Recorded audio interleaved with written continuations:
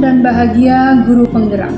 Berjumpa kembali dengan saya Endang Prastiati Sri Adiningsi dari SMA Negeri 2 Jakarta, CGP Angkatan 9. Pada kesempatan ini saya akan melakukan coaching praobservasi dan observasi bersama teman sejawat saya yaitu Ibu Ika Nurhayati sebagai guru kimia, dan juga pasca observasi yang akan didampingi oleh pengajar praktik saya yaitu Bapak Abdul Muarif. Selamat mengikuti. Pagi Ibu Ika. Iya, pagi Bu Endang. Ya, bagaimana kabar Ibu Ika hari ini? Alhamdulillah baik Bu. Ya. Bu Endang baik. Baik, sehat Ibu Ika.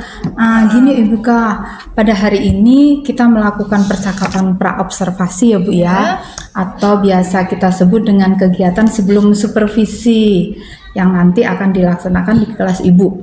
Terus kemudian nanti setelah praobservasi saya akan ikut Ibu pada saat Ibu mau mengajar di kelas Ibu untuk pembelajaran di kelas Ibu yang nanti Ibu ajar. Terus kemudian apa sih tujuan supervisi kali ini adalah untuk mengetahui dan mengevaluasi jalannya proses pembelajaran yang Ibu Ika nanti lakukan. Kemudian alasannya apa sih Bu kalau kita itu melakukan praobservasi atau supervisi sebelum Ibu melakukan pembelajaran?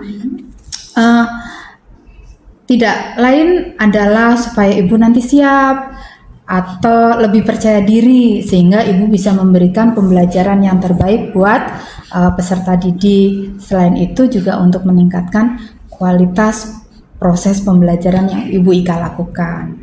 Jadi nanti maaf ya Bu ya, bukan berarti saya mengguruin Ibu. Iya Bu Endang. Kita sharing aja ya Bu ya untuk masukan ataupun bukan bimbing sih Ibu, tapi cuma sharing aja dalam pengembangan kemampuan guru sehingga kita sama-sama bisa berharap kita punya kompetensi yang lebih meningkat. Demikian ya Ibu Ika ya.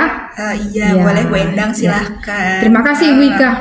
Nah, kemudian ada beberapa pertanyaan Ibu Ika terkait dengan supervisi. Yang pertama Ibu Ika, apa sih tujuan yang ingin Ibu capai dalam pembelajaran yang nanti Ibu akan lakukan bersama-sama dengan kita itu Bu? Jadi tujuan pembelajaran saya nih di kelas 10 semester 2 itu kan nanti babnya tata nama senyawa ya Bu. Nah jadi tujuannya tuh ingin mengenalkan senyawa-senyawa kimia, penamaannya tuh tata namanya bagaimana. Nah untuk itu pertama kali saya ingin mengenalkan dulu nih senyawa-senyawa kimia yang ada di lingkungan mereka, yang mereka sering temukan sehari-hari dari pengenalan senyawa kimia yang ada di lingkungan yang biasa mereka yang mereka dapat gitu ya Bu ya. Berarti paling jumpai. tidak familiar gitu ya. Baik. Terus kemudian itu yang pertama Ibu. Kemudian yang kedua, kira-kira area untuk pengembangan yang ingin Ibu capai, ingin Ibu kembangkan, itu kira-kira apa ya Bu? Misalnya aspek pengetahuannya apa gitu? Yang pasti mah aspek pengetahuannya supaya mereka mengenali ya senyawa kimia yang ada di sekitar mereka berikut dengan tata namanya, penamaannya. Jadi mereka kenal loh ini tuh senyawa apa. Mengetahui ya Bu ya. Biar mengetahui. Nah, terus kan itu kan dalam kehidupan sehari-hari tuh senyawa itu kan ada 2 jenis, ada yang bersifat asam dan basa. Nah, diharapkan nanti mereka mampu nih membedakan mana senyawa yang bersifat asam, mana yang bersifat basa. Nah, itu kita gunakan, saya menggunakan indikator alami. Nah, indikator alami itu juga ada di kehidupan mereka sehari-hari yang sering mereka temui. Terus tadi kan aspek pengetahuan Bu. Nah, anak-anak kan kadang cuma kalau mengetahui doang Gimana sih caranya? Apakah ada aspek keterampilan atau yang lainnya, Bu? Nah, ada Bu Endang. Niatnya apa? tuh saya tuh pengen melakukan praktikum. Jadi Oh, mereka asik mencoba dong ya nanti ya. langsung. Oh iya ya. Terus praktikum berarti Iya, ya aspek praktikum. keterampilannya. Baik, Ibu Ika. Kemudian yang ketiga, Ibu, Ibu pastinya sudah buat rancangan pengetahuannya ya, nanti yang bisa diterapkan di kelas. Misalnya dalam hal seperti apa sih, Bu, strategi pembelajarannya ataupun model dan metode pembelajarannya. Strateginya apa dulu, Bu? Oh, jadi Strateginya pakai strateginya strategi ya. apa nih? Strategi pembelajarannya. Strategi mungkin pendekatan itu ya saintifik secara praktikum. Jadi kan nanti anak dibagi Mm-mm. dengan kelompok masing-masing. Nah, nanti mereka bawa tuh senyawa-senyawa kimia yang mereka jumpai di kehidupan sehari-hari, misalkan air sabun, terus air jeruk nipis. Jadi diferensiasi alat dan bahannya mungkin ya berarti bahan-bahannya. diberi kepercayaan pada siswa, terserah mereka apa gitu ya, Bu? Iya, Oke, itu untuk strategi diuji cobanya. saintifiknya. Kemudian model pembelajarannya. Model Bu? pembelajarannya discovery learning. Jadi mereka dari fakta mereka menemukan sendiri. Bagus itu, Bu. Terus metode pembelajarannya Metodenya praktikum. praktikum Iya, itu tadi ya. praktikum. Baik. Berarti strategi pembelajarannya itu berdiferensiasi berdasarkan pada kesiapan peserta yang tadi disuruh bawa seperti air sabun, kemudian air jeruk nipis. Iya, terus nanti mereka oleh peserta ya. Kemudian berarti terintegrasi juga dengan pembelajaran sosial emosional begitu kali ya, Bu ya. Iya, benar sekali Bu Endang. Baik, Bu. Kemudian ini, Bu, media pembelajaran yang Ibu gunakan dalam berarti nggak di kelas, Ibu, di lab ya. Iya. Itu apa, Bu? Mungkin Medianya. ada PowerPoint dulu sekilas ya. Berarti kayak Gambaran. asistensi dulu ya, Bu ya. Ya, terus Terusnya ada setelah PowerPoint, PowerPoint. nanti ada itu Bu, lembar kerja peserta didik. Panduan LKPD, panduan mereka praktikum. Iya, baik, Bu. Terus kemudian baik, Ibu Ika. Terus kapan Ibu Ika mau melakukan kegiatan dengan menggunakan rancangan yang tadi yang sudah Ibu susun? Misalnya kita ketemu hari apa sih, Bu? Hari kelas berapa, jam berapa kira-kira, Bu? Biar kita nggak selisipan gitu, Bu. Iya, itu sih dilaksanakannya itu ya Bu ya, hari Selasa tanggal 5 Maret, Bu. Tanggal 5 Maret di kelas 10.4. Jamnya, Bu? Iya, jam pelajaran ketiga dan jam pelajaran keempat. Jam ketiga dan keempat. Baik. Jadi nanti kita ketemu Ibu Ika Di hari Selasa. dengan anak kelas 10.4 di laboratorium kimia. Nah, iya. Jam ke-3 dan 4 hari Selasa, tanggal 5 Maret. Baik, nanti kita ketemu. Nah, kemudian Bu, hal-hal nanti ya Bu yang di lab yang akan saya lakukan pada saat Ibu melakukan pembelajaran, saya melakukan supervisi akademik, saya itu nanti akan melihat, kemudian mencatat hal-hal apa saja yang terjadi pada saat kegiatan pembelajaran Ibu Ika. Iya. Nah, setelah selesai nanti kita observasi atau supervisi di lab, kita melakukan percakapan lagi, Bu Ika. Jadi saya minta waktunya lagi pada saat pasca observasi.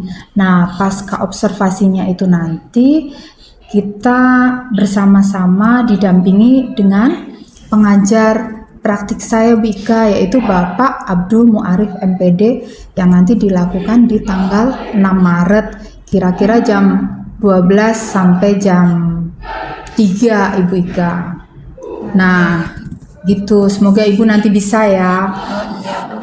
Nah, kemudian Bu Ika, sebelum kita akhiri sharing kita, nah kira-kira apa yang Ibu Ika dapatkan dari obrolan kita, Bu, dan sharing kita hari ini? Kali ini, iya. Saya jadi mendapatkan gambaran nih Bu Endang terkait dengan pembelajaran yang akan saya lakukan mengenai tentang praktek prosedurnya, terus alat dan bahan yang harus dipersiapkan. Ya, seperti itu. Berarti anak mungkin nanti selain bawa tadi air sabun, bahan-bahannya, mungkin yang lainnya juga bisa ya Bu Ika. Iya, baik Ibu Ika. Setelah itu terima kasih Ibu Ika sudah menyediakan waktu, tenaga untuk berbincang, sharing pada saat praobservasi hari ini. Sampai ketemu nanti ya Ibu Ika Iya, Bu pada Indah. kegiatan observasi di hari Selasa depan di laboratorium di jam 3 dan jam keempat. Iya, demikian percakapan kita hari ini ya Ibu Ika. Iya, Sampai ketemu di kegiatan observasi kelas dan pasca observasi. Terima kasih Ibu Ika. Iya, sama-sama Bu Enda.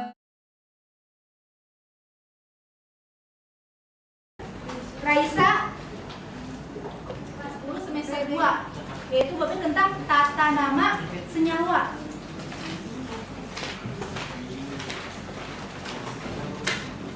Nah, sebelumnya nih, Ibu mau ingat lagi pelajaran yang sebelumnya, sebelum kalian PTS, Ibu mau mereview kembali. Kan sebelumnya kita udah belajar kan ya, peranan ilmu kimia dalam kehidupan sehari-hari. Nah, yang sudah seperti kalian ketahui, bahwa di kehidupan sehari-hari itu banyak kalian jumpai senyawa-senyawa kimia. Contohnya yang dapat memberikan contohnya senyawa kimia yang kita hirup. Oksigen. Nah, itu termasuk juga senyawa kimia. Terus ada lagi dapat memberi contoh. Ya, bisa juga gas hidrogen ya. Terus yang kita gunakan sehari-hari nih, yang kita pakai, baju. Nah, baju itu, kain itu, serat itu terbuat dari polimer. Polimer itu merupakan juga senyawa kimia. Nah, terus yang kita makan. Nah, iya, nasi. Itu juga karbohidrat. Itu strukturnya itu dari kimia juga ya. Jadi, peran ilmu kimia dalam kehidupan sehari-hari itu sangat banyak. Nah, terus kita juga harus mempelajari tata namanya. Coba kalian perhatikan gambar berikut. Itu yang pertama gambar apa sih? Hewan apa? Kucing. Nah, terus yang kedua? Ya, terus yang ketiganya? Nah, ini setiap masing-masing dari foto hewan ini berbeda-beda nggak? Beda-beda kan? Sifatnya, karakteristiknya ya. Nah, begitupun juga dengan senyawa kimia. Setiap senyawa kimia itu dia mempunyai sifat dan karakteristiknya tersendiri yang berbeda-beda.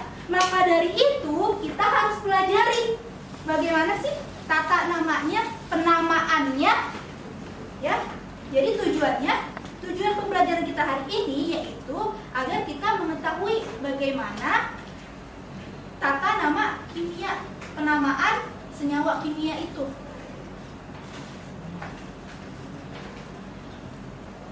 Nah, nih contohnya, contoh senyawa kimianya yang sering kalian temui sehari-hari. Di sini apa nih?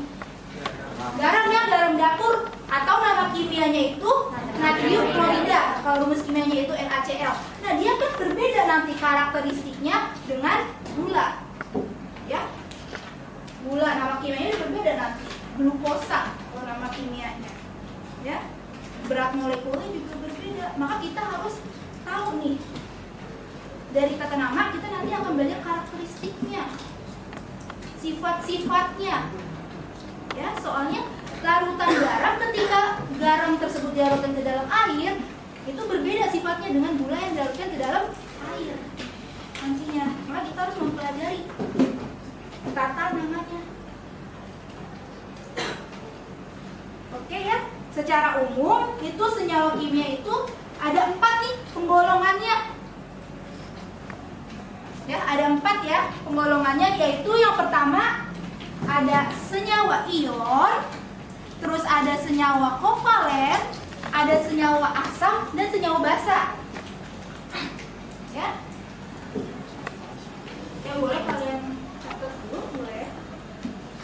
Ini sekarang Ibu singkat aja ya. Ibu singkat aja dari pertama nih. Senyawa ion. Jadi apa sih yang dimaksud dengan senyawa ion itu? Yaitu adalah senyawa yang terbentuk dari 2 unsur. Unsurnya yaitu apa aja? Yaitu unsur logam dan non logam. Nah, di sini berarti dari sini kalian udah harus mulai mengenal nih tabel periodik unsur. Berarti untuk minggu depan dan seterusnya, tolong itu ya di bawah ya, tabel periodik unsurnya, tabel SPU-nya. Satu bangku bisa boleh berdua apa gitu patungan ya. Nanti di minggu-minggu selanjutnya, di pertemuan selanjutnya nanti akan dipakai terus itu tabel periodik unsurnya. Berarti mulai minggu depan dibawa ya. Nah, senyawa ion itu adalah senyawa yang terbentuk dari dua unsur, yaitu unsur logam dan unsur non logam. Nah, di tabel periodik unsur itu nantinya ada dibedakan mana unsur logam, mana unsur non logam. Nah, kalau unsur logam itu biasanya di golongan 1A dan golongan 2A. Ya, golongan 1A kecuali hidrogen. Hidrogen itu non logam, pengecualian ya itu ya. Kalau yang non logam itu golongan 3A sampai 8A. Ya. Untuk penamaannya, untuk senyawa ion itu kalian tulis pertamanya nama logamnya, lalu diikuti dengan unsur non logamnya dan ditambahin akhiran ida. Ya, contohnya tadi nih kayak NaCl, contohnya NaCl. Logamnya berarti yang mana, Bu? Logamnya berarti yang ini, si Na-nya. Ya. Berarti non logamnya si Cl-nya. Na itu kan namanya natrium. Nah, Cl ini di dalam tabel periodik unsur itu klor. Nah, karena penamaannya di sini adalah dikasih akhiran ida, maka namanya menjadi natrium klorida. Ya. Terus ada LiO. Li itu litium, O itu kan oksigen, diganti jadi oksida.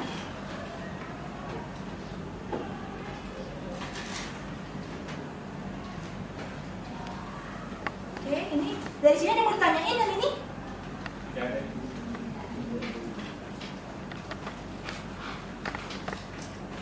Oke, nah ini untuk selanjutnya nih. Untuk selanjutnya, nah kalau yang tadi ini untuk dia yang mempunyai muatannya 1, penamaannya jadi langsung nggak usah disebutin muatannya. Nah, beda lagi kalau misalkan dia muatannya ada 2. Biasanya muatan 1 itu di golongan 1A dan 2A. Nah, berarti kalian udah harus ngapalin nih. Golongan 1A itu apa aja, golongan 2A apa aja. Ini nggak ada yang bawa tabel periodik unsur. Coba di buku kimianya. Coba bawa buku paket kimianya nggak? Biasanya ada di situ. Ya, di sini coba lihat di belakangnya.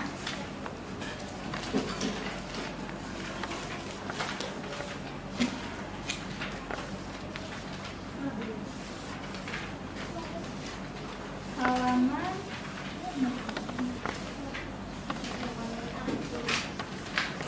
Nah, di halaman 64. Ya. Di sini untuk jenjang SMA kalian hafalinnya yang golongan utama saja. Golongan utama itu adalah golongan 1A sampai 8A. Ya, yang harus kalian hafalkan. Ya, nanti kalian buat aja jembatan keledainya. Misalkan ini kan golongan 1A, ibu hafalinnya kayak minyak, kawin, hobi, cemas, frustasi. Berarti di sudah unsur hidrogen, kalium, litium, ya. Di situ kan nanti bisa dibuat jembatan keledainya. Nah, ini untuk yang muatannya 1. Ya, muatannya 1 itu tuh artinya muatannya tetap segitu. Misalkan Na, itu Na+. Ya. Li+. Biasanya muatan itu mengikuti golongannya. Itu kalian lihat di situ kan Na kan golongan 1A ya kan? Berarti dia muatannya Na+.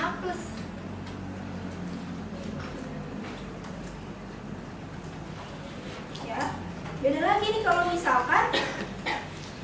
kalau misalkan unsur logamnya memiliki 2 muatan. Nah, biasanya ini di golongan transisi. Contohnya seperti Fe besi. Dia bisa muatannya bisa Fe2+, bisa Fe3+. Nah, ini kalau yang kayak gini beda lagi penamaannya. Ya. Yang pertama tetap disebutin unsur logamnya apa. Contohnya nih, yang FeCl2.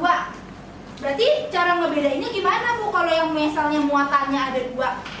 Nah, kalau yang muatannya ada 1, itu di golongan 1A dan 2A. Berarti di luar dari itu dia mempunyai 2 muatannya. Ya, seperti besi, dia bisa besi Fe2+, bisa Fe3+. Biasanya dia di golongan transisi. Di golongan B. Terus Terus ya seperti Cu nih, tembaga, ya.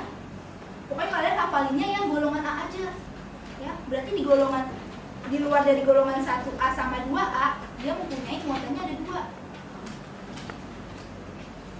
Nah contohnya di sini FeCl2, penamaannya gimana? Ini kan terbentuknya dari unsur logam dan non logam. Berarti kita cara namanya kita sebutin dulu nih. Fe itu apa sih, logam apa sih? Fe logam apa? Fe logam? Ya besi. Terus tuh ini kok bisa 2? Duanya dapat dari mana? Kalau misalkan kita jabarin ya.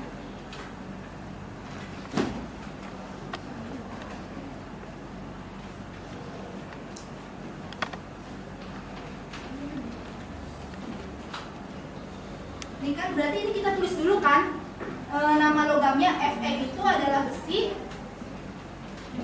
Muatannya gimana? Kok bisa besi 2? Dapat dari sini nih. Sebenarnya dia kayak dikali silang aja sih. Kalau dijabarin ini tuh Fe2 plus yang ini kepunyaan Fe. Nah kan di sini nggak ada kan, nggak ditulis kan? Kalau misalnya nggak ditulis biasanya itu 1. Ya. Ini kepunyaan Fe2 plus ini sama Cl min.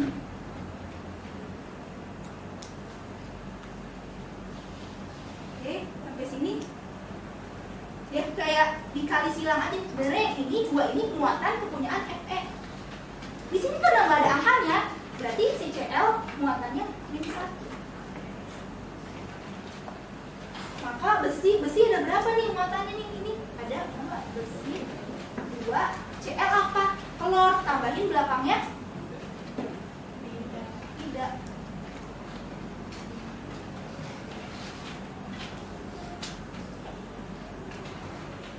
Sampai sini ada yang mau ditanyain? Ada yang mau ditanyakan?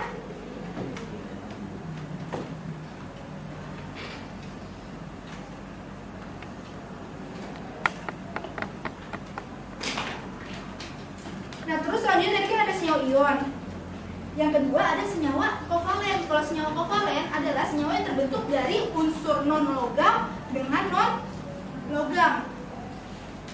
Ya, dengan unsur non logam dengan non logam. Jadi dua-duanya sama-sama non logam. Nah kalau kayak gini kita penamaannya bagaimana Bu? Ini penamaannya ya. Jadi jumlah unsurnya ada berapa?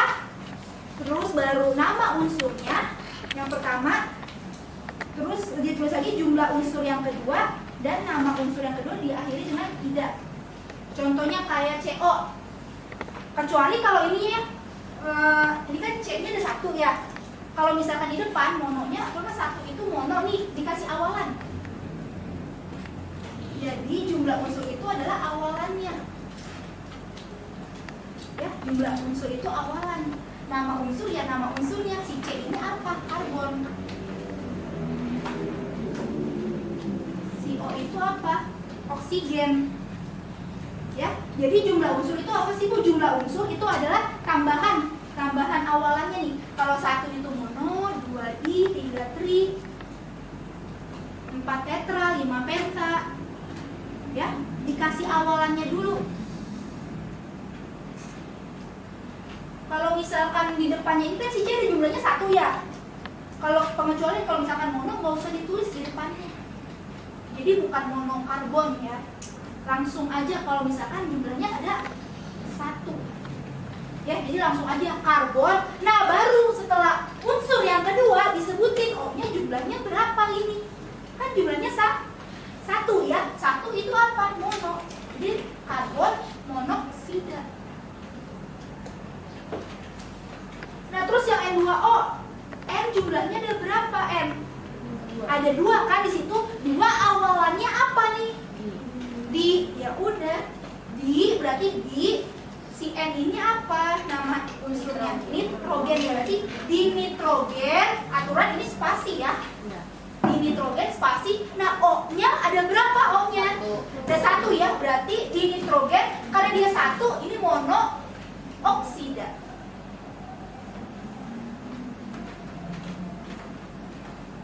Ya, coba ada contoh lagi. Coba kalau berarti kalau CO2 udah pada tahu ya? CO2 berarti ya Karena yang pertama unsur pertamanya C, itu kan ada satu ya C-nya ya. Berarti nggak usah disebutin, nggak usah monokarbon. Berarti langsung aja karbon. Nah, O2 itu kan jumlah si unsur oksigennya itu kan ada 2 ya. Berarti karbon awalannya apa? 2 di ya, dioksida. Nah, ini contoh-contohnya ya. Nih contohnya. Kalau yang ini nih, berarti disebutin dulu. Si N, ini ada berapa nih N-nya unsurnya di sini? Ada 2 ya. Tadi 2 awalannya apa? Di. Oke, berarti ini di nitrogen. Nah, untuk yang unsur selanjutnya yaitu unsur O, ada berapa jumlahnya? Indeksnya lihat ada 3. 3 itu tri ya, berarti tambahin tri awalannya tri oksida.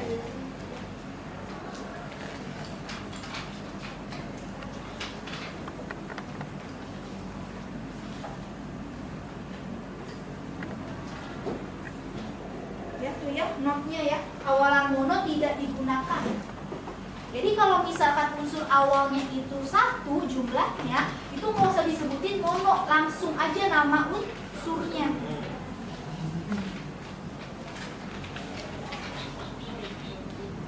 Sampai sini ada yang mau ditanyakan?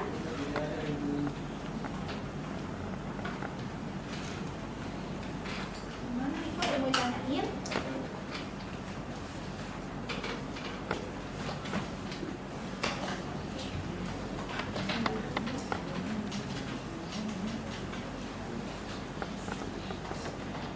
Lalu selanjutnya itu yang ketiga ada penamaan, tata nama penamaan senyawa asam, ya, senyawa asam.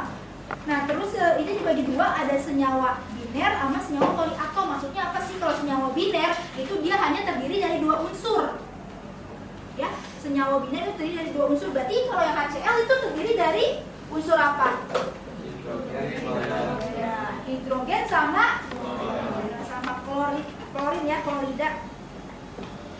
Ya, jadi kalau misalkan senyawa asam, si hidrogennya itu diganti jadi asam namanya. Jadi kalian bukan nyebutnya hidrogen, tapi itu asam, asam klorida HCl. Jadi bukan hidrogen klorida, ya. Langsung jadi ini, si H-nya diganti dengan asam, asam Cl-nya apa tadi?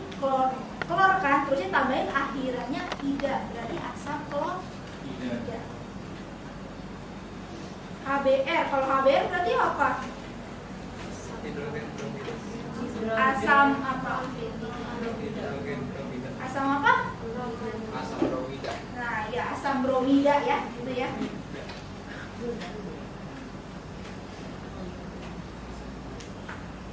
Nah, ini untuk yang senyawa biner yang terdiri dari 2 unsur. Ada juga yang senyawa poliatom. Poliatom itu terbentuk dari, nah dia ini ion-ionnya adalah ion-ion poliatomik.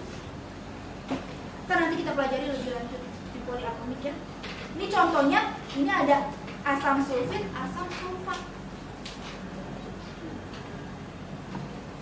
Ya, jadi ini nggak dipisah-pisah nih. Ini SO3-nya SO3-, kalau diurai, kalau diionisasikan, terusnya SO4-nya SO4 2-. Ya, ini kan nanti kalian pelajari lebih lanjut ya. Yang biner dulu aja. Tapi ini bisa dilihat, kalau yang O-nya banyak, akhirannya biasanya A. Ya, berarti ini asam sulfat. Kalau lebih sedikit itu asam sulfit akhirannya.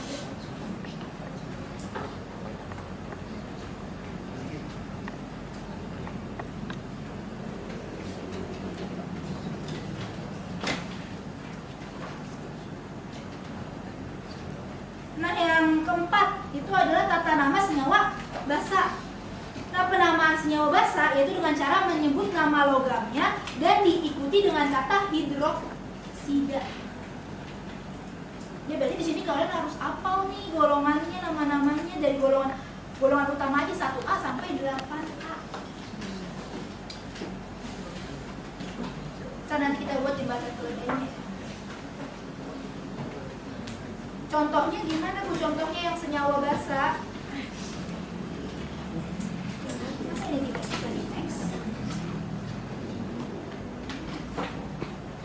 contohnya ya. Contohnya senyawa basa. LiOH. Nah, biasanya dia ada OH-nya. OH-nya itu hidroksida.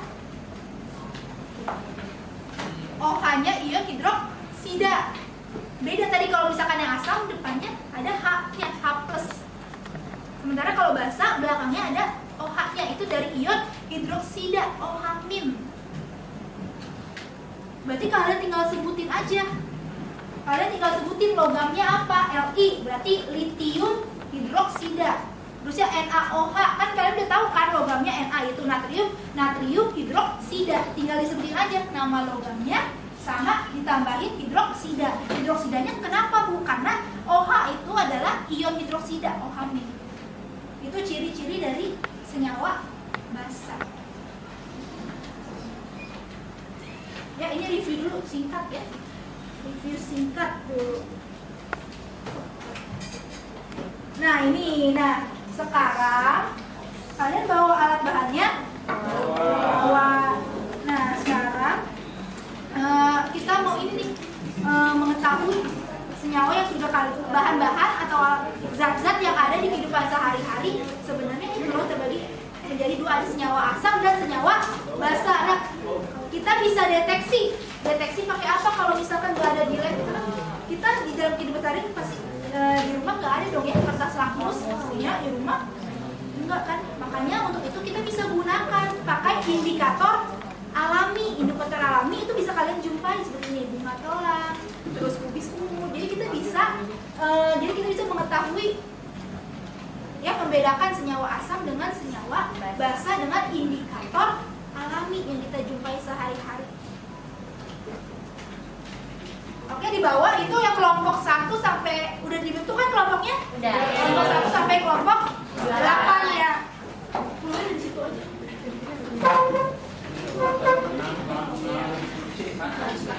Ini sama kamu ya guys. Kita tanya.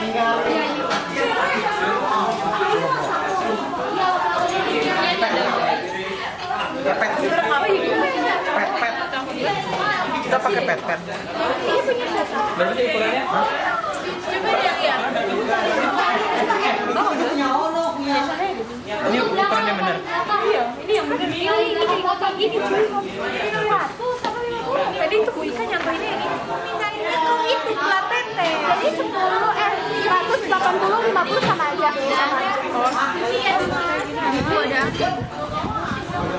Itu dimatiin kali ya? Iya itu matiin. Angka ya Bu.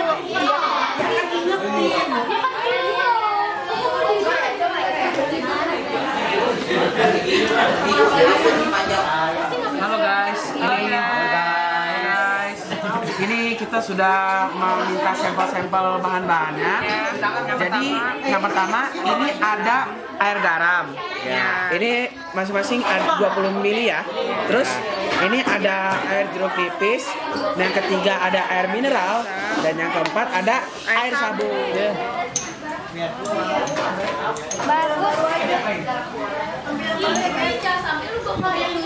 Delapan kelompok kan tetes, butuhnya tetes. Kan kami dari kelompok terakhir, kelompok 8. Iya, jadi tadi tuh kita bawanya kubis ungu, tapi kan kita coba eksperimennya nih. Ini bisa dilihat. Yang paling kanan ini isinya air garam. Yang kedua ini ada air sabun, yang ketiga air jeruk, dan yang terakhir itu air mineral atau air biasa. Nah, terus kita menggunakan 3 indikator, yaitu yang pertama itu ada bunga telang. Nah, bisa dilihat kalau misalkan perbedaannya itu lumayan signifikan. Jadi yang sebelah sini, ya, jadi kan tadi indikator pertama telang, kedua itu kunyit, dan yang terakhir ubi. Ya. Kita lihat nih perubahannya ya.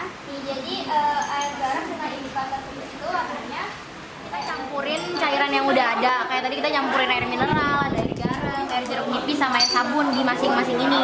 Terus kan kita tuh kebetulan dapetnya bunga mawar. Terus bunga mawar ini kita tetesin kayak ini, dan mereka tuh ngasilin reaksinya beda-beda antara yang cairan 1, 2, 3 sama 4. Terus ini kita pakai bunga telang juga hasilnya beda-beda. Sama yang terakhir kita pakai kol ungu, hasilnya juga beda-beda.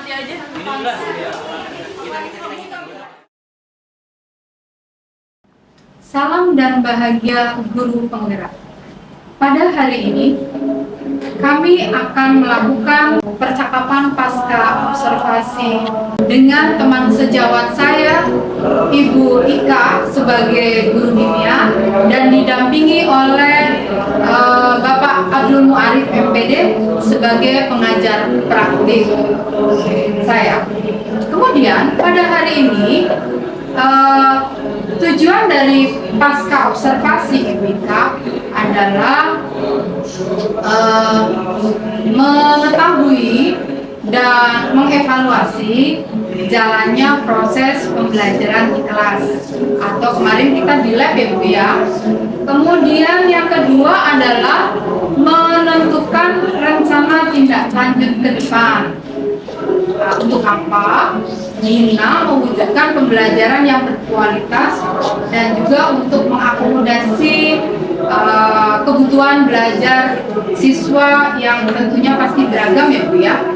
Kemudian selanjutnya adalah bagaimana kabar Bika hari ini? Ya, selamat siang ya Bika. Pokoknya kabar Bika baik ya. Kemudian bagaimana perasaan Ibu Ika setelah melakukan observasi kemarin Bu Ika terhadap kelas 10-4 kemarin? Senangnya cukup puas karena bisa menerapkan pembelajaran yang berdiferensiasi, yaitu berdiferensi produk yang mereka bawa, bahan yang mereka bawa, dengan hasil yang tentunya berbeda-beda begitu ya. Berarti itu sudah baik ya. Terus selain hal baik yang sudah Ibu lakukan tentang pembelajaran berdiferensiasi, ada lagi nggak Bu yang termasuk ya pembelajaran baik? yang pembelajaran sosial emosional. Dan kan sebelum masuk kita tanya dulu pada siswanya bagaimana nih kabar kalian hari ini. Nah, dari situ kan siswa diobrol dulu. Jadi itu Berarti mereka memastikan kalau dia dalam keadaan baik, sudah mau connect ya. Terus kemudian itu kan hal baik yang Ibu sudah lakukan, ada pembelajaran berdiferensiasi, kemudian pembelajaran sosial emosional itu. Kemudian kalau Ibu sudah melakukan itu, kira-kira misalnya sudah sampai sejauh mana?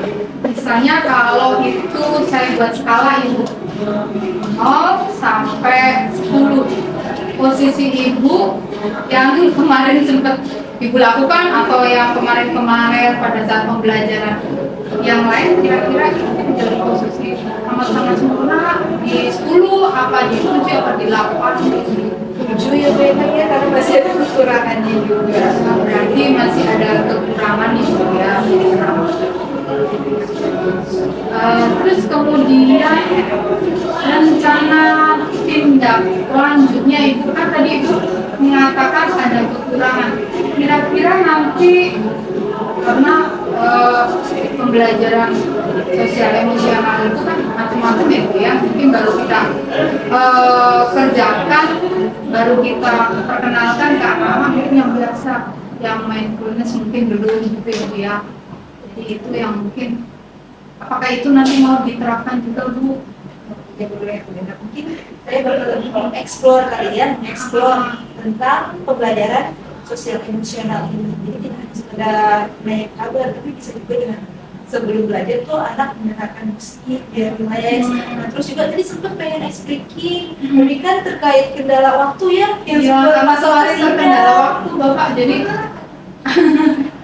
cuma ini ya kejar-kejaran waktu, jadi nggak cukup. Jadi nggak seperti dilakukan ya ice breaking.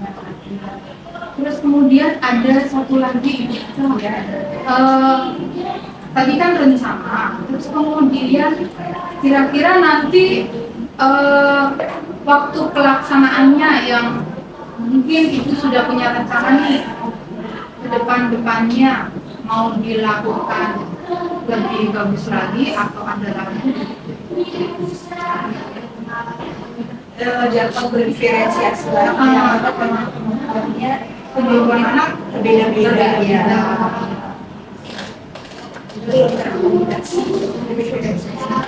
Ya, sebetulnya kalau yang pembelajaran di kelas itu yang berhubungan dengan apa namanya, pembelajaran sosial emosional itu kan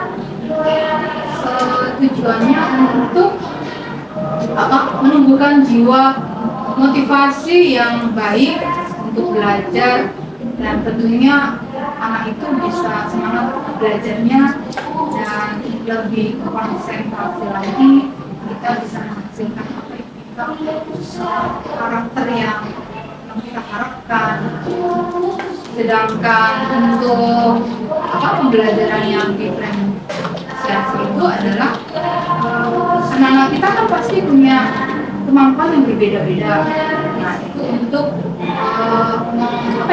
mengcounter kebutuhan dari siswa yang tentunya berbeda.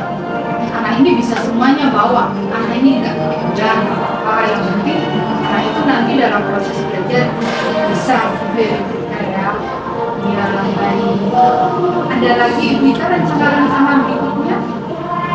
Bisa dilanjutkan lagi pembelajaran diferensiasi dan juga yang sosial emosionalnya karena ini eksplor lagi. Jadi kita saling belajar juga ya Bu Ika ya. Siapa tahu Bu Ika di situ bisa lebih dalam. Saya ada kurangnya, nanti saya juga belajar dari Ibu Ika, nanti saya ada lebihnya juga bisa belajar. Saling sharing ya Bu. Sharing lah ya Bu Ika, kita saling belajar. Demikian Ibu Ika, terima kasih untuk waktu yang sudah Ibu Ika berikan, tenaga yang sudah Ibu siapkan untuk hari ini. Terima kasih, selamat siang Ibu Ika. Demikian percakapan pasca observasi saya bersama Ibu Ika dan didampingi oleh Bapak Abdul Muhammad. Terima kasih.